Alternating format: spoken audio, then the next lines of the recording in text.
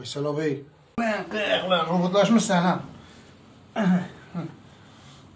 Ağzı kapat.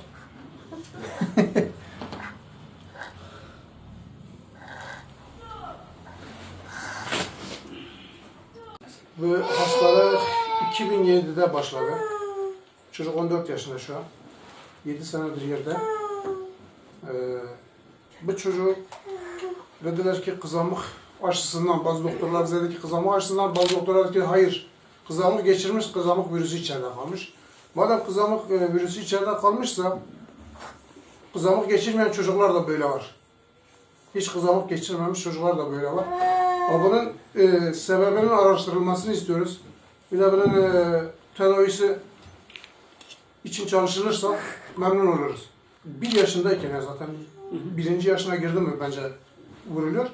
Aşısında böyle Yenişehir Sağlık Ocağı'nda vurduk. Etkisi işte 2007 7 yaşından itibaren çıktı. Ondan sonra yatalak oldu bu hale. 7 senedir yerde. Resmi olarak Ankara'ya gittik. Ankara Hacettepe Üniversitesi'ne götürdüm. Oradan dediler ki gidin, bunun çaresi yok. Allah yardımcınız olsun diye bizi geri gönderdiler. Ondan itibaren hiçbir yere de götüremedik. Başka götüreceğimiz bir yeri de yok. Her gün bir cenazeyle yaşıyoruz. Günümüz, gecemiz belli değildir. Hafta sonlarımız yoktur, bayramımız yoktur. Düğünümüz yoktur. Hiçbir yere çıkamıyoruz. Her gün bunun mecbur başında bekliyoruz. Gece bazen saat 2, 3 yatmıyoruz, mecburen oturuyoruz, beraber oturuyoruz. Kucağımıza alıp oturuyoruz. Peki ama hap çocuk yatana kadar, çocuk yattıktan sonra biz yatıyoruz. Böyle yani sorunumuz çok.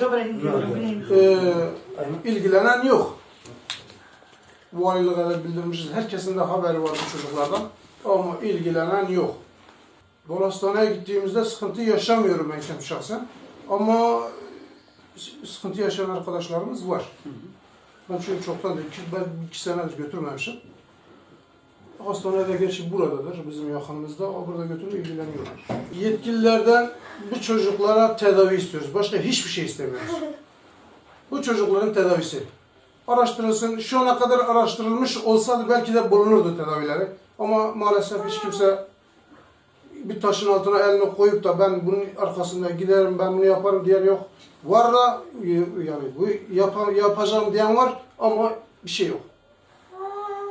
Milletvekili olsun, vekiller olsun, bakanlar olsun, başbakan olsun, bunlardan haberi var. Ama hiç kimse ilgilenmiyor. Diyor ki bunun tedavisi için bir şeyler yapılsın. Kimse yapmıyor.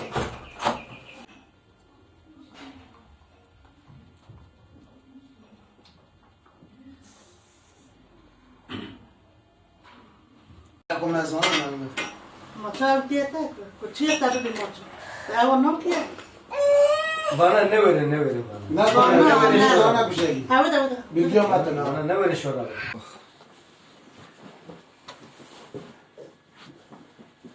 Bir komşum var, o da dedi ki illa yok.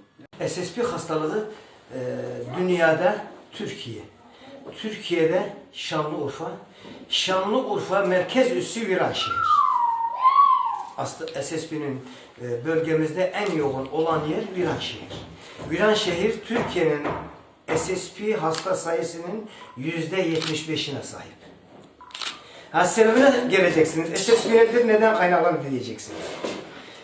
Önceleri SSP ile ilgili bazı açıklamalar yapıldı, üstüne örtüldü. Ben açıklık getireyim.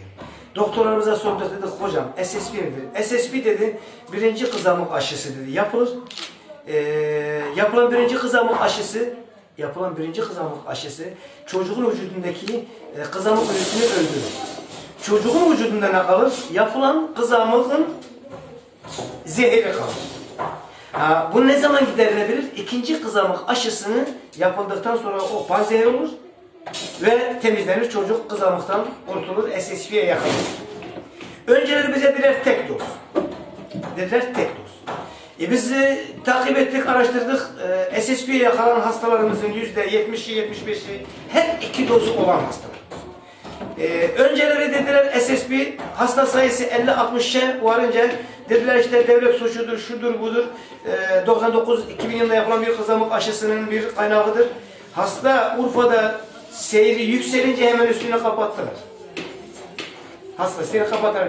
Bu sefer ne demeye başladılar? SSP artı epilepsi. Epilepsidir. SSP'dir. SSP'yi epilepsiden ayırsın. Suç ne? Suç devletin bir suçu. Kimi bozuk aşı dedi.